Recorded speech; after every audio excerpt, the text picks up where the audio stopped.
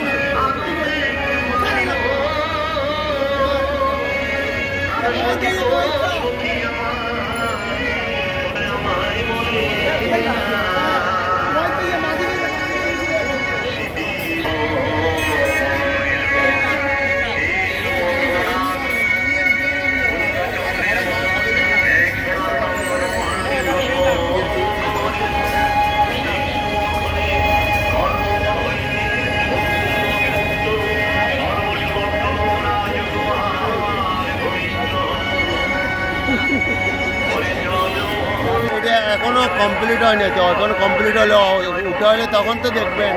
আচ্ছা, এমনিতে কিভাবে করেন এগুলি? তো আগে উঠাইতো গ্রামে, আজকে থেকে 40 বছর আগে হারিকেল দিয়ে উঠাতো, হারিকেল দিয়ে।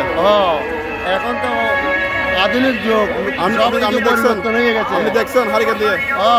দেখছি তো।